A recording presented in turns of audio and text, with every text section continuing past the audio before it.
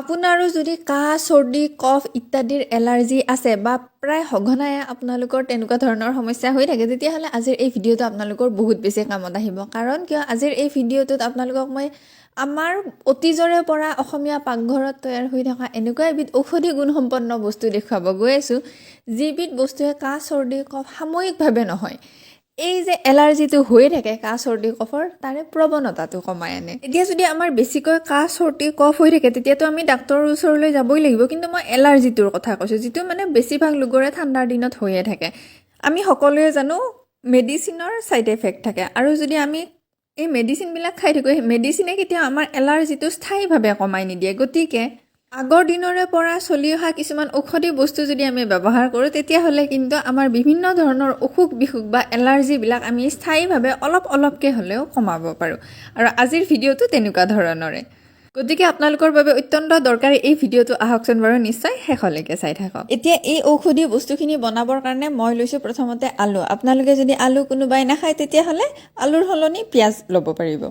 আৰু এইফালে আন এটা পাত্ৰত মিঠাতেলখিনি গৰম হোৱাৰ লগে লগে মই আলুখিনি দি দিছোঁ তেল একদম যিমান পাৰিছোঁ সিমান কম ব্যৱহাৰ কৰিছোঁ মই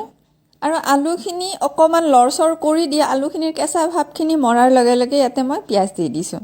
আৰু যিহেতু মই বহুত কম তেল ব্যৱহাৰ কৰিছোঁ ইমানখিনি কম তেলত এইখিনি বস্তুখিনি যাতে ভালকৈ ভাজ খায় সেইকাৰণে মই গোটেই বস্তুখিনি অলপ সময় কম জুইত ঢাকি থৈ দিম যাতে ভাপতে মানে এই গোটেই বস্তুখিনি ভজা যেন হৈ যায় এয়া চাওক অকণমান পিছত ভাপতে এই পিঁয়াজে আলুৱে গোটেইখিনি ধুনীয়াকৈ ভজা যেন হৈ গৈছে এতিয়া ইয়াতে দিলোঁ মই আদা নহৰু বটাখিনি আৰু আদা নহৰু কিন্তু কাহ চৰ্দি এইবিলাক ভাল কৰাৰ কাৰণে বহুত বেছি উপকাৰী বস্তু আকৌ ঢাকি থৈ দিম কম জুইতে যাতে আদা নহৰুখিনিও ভাজ খোৱা যেন হৈ যায় আৰু আনফালে লৈছোঁ মই অলপমান চফ জিৰা লং ডালচেনি আৰু জাব্ৰাং আৰু এইকেইবিধ প্ৰাকৃতিক এনেকুৱা ঔষধি গুণসম্পন্ন বস্তু যিয়ে আমাৰ শৰীৰত কাহ চৰ্দি কফ ইত্যাদি ভাল কৰাত বহুতখিনি সহায় কৰে আপোনালোকে কথাখিনি ইচ্ছা কৰিলে গুগলতো চাৰ্চ কৰি চাব পাৰিব এতিয়া এই গোটেই বস্তুখিনি মই ধুনীয়াকৈ গৰম কেৰাহী এটাত অকণমান সেকি খুন্দি এই আলু পিঁয়াজ আদা নহৰুখিনিৰ লগত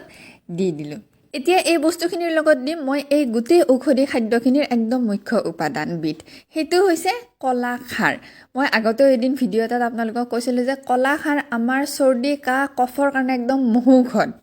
ভীমকলৰ বাকলি শুকাই পুৰি প্ৰস্তুত কৰা কলা খাৰ বা কলগছ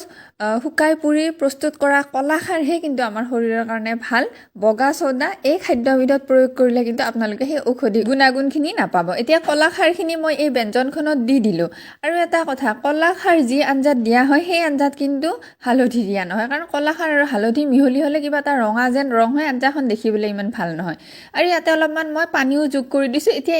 কম জুইত এই বস্তুখিনি অলপ সময় উতলি থাকিব দিম আৰু এয়া হৈছে পিপলিও কাহ চৰ্দি জ্বৰ কফৰ কাৰণে এবিধ বহুত প্ৰাকৃতিক গুণসম্পন্ন বস্তু মোৰ যিকোনো মছলাৰ দোকানত পিপলি কিনিব পাৰে আৰু এই ঠাণ্ডাৰ দিনকেইটাত যে এনেকুৱা এলাৰ্জি হয় সেইকাৰণে ঘৰত মই জাব্ৰাং পিপলি জালুক ইত্যাদি ৰাখোৱে মই কি কৰিছোঁ এই পিপলি মানে পাউডাৰ কৰি থোৱাই আছিলে পিপলি এটাৰ ধৰক 4 ভাগৰ 2 ভাগ এইখিনি জালুক কেঁচা জলকীয়া এইখিনি খুন্দি লৈছোঁ আৰু ব্যঞ্জনখন নমাবলৈ 2 মিনিটমান থাকোঁতে এইখিনি মই ব্যঞ্জনখনত যোগ কৰি দিছোঁ আৰু এই ব্যঞ্জনখনত সেই কলগছৰ পৰা প্ৰস্তুত কৰা কলখাৰ বা কলাখাৰ জালুক পিপলি জাব্ৰাং এইকেইবিধ মানে মুখ্য বস্তু এইখিনি লাগে মানে আৰু এয়া আমাৰ ঘৰুৱা চৰ্দি কাহ কফৰ ঔষধি গুণসম্পন্ন ব্যঞ্জনখন একদম ৰেডি হৈ গৈছে ৰংটো বৰ ধুনীয়া হৈছে দেখিবৰ কাৰণে ৰঙৰ লগতে গোন্ধটো আঞ্জাখনৰ বৰ ধুনীয়া হৈছে একদম জ্বৰৰ সময়ত খাবৰ কাৰণে মানে একদম জুতি লগা এখন ব্যঞ্জন লগতে ঔষধিও আৰু এই ব্যঞ্জনখন পাৰিলে ৰাতিৰ সময়ত খাব লাগে তেতিয়া কি হয় পিছদিনা যি ধৰক কফৰ সমস্যা হৈ আছে সেইখিনি ভাল হৈ যায় মানে কফখিনি নিজে নিজে ওলাই গৈ থাকে এতিয়া অসমৰ বিভিন্ন ঠাই বিশেষে এই ব্যঞ্জনখনৰ কি নাম মই নাজানো কিন্তু আমাৰ নামনি অসমৰ ফালে আৰু বিশেষকৈ আমাৰ ঘৰত এই আঞ্জাখনক কিন্তু জাল দিয়া বুলি কোৱা হয় যেতিয়া কলাখাৰ জালুক আৰু মই যি বস্তু দেখালোঁ সেইবিলাক বস্তুৰে যেতিয়া আমি এনেকুৱা ধৰণৰ ব্যঞ্জনবিলাক প্ৰস্তুত কৰি খাওঁ নহয় তেতিয়া আমাৰ যি ধৰক সেই কফ কাহ চৰ্দি জ্বৰৰ যি এটা এলাৰ্জি ভাৱ হৈ থাকে সেই এলাৰ্জি ভাৱটো কিন্তু ক্ৰমান্বয়ে কমি গৈ থাকে আৰু এইখিনি যিহেতু ঔষধি বস্তু এইখিনি বহুত বেছি খাব নালাগে প্ৰাপ্তবয়স্ক মানুহ এজনৰ কাৰণে ৰাতিৰ সময়ত খোৱাৰ কাৰণে 1 চামুচ বা 2 চামুচে যথেষ্ট আপোনালোকৰ ফালেও যদি কাহ চৰ্দি জ্বৰৰ সময়ত এনেকুৱা কিবা ঘৰুৱা ঔষধি বস্তু খোৱা হয় তেতিয়াহ'লে কমেণ্ট কৰি জনাবচোন বাৰু আৰু আশা ৰাখিলোঁ মোৰ এই টিকলা মিকলা ভিডিঅ'টো নিশ্চয় আপোনালোকৰ অকণমান হ'লেও কামত আহিব ভিডিঅ'টো চাই কেনেকুৱা পালে কমেণ্ট কৰি জনাব বুলিও আশা ৰাখিলোঁ ঠিক আছে বাৰু তেতিয়াহ'লে মোৰ এই কোনোবা এটা অন্য ভিডিঅ'ত আপোনালোকক অতি সোনকালে আকৌ লগ পাই আছোঁ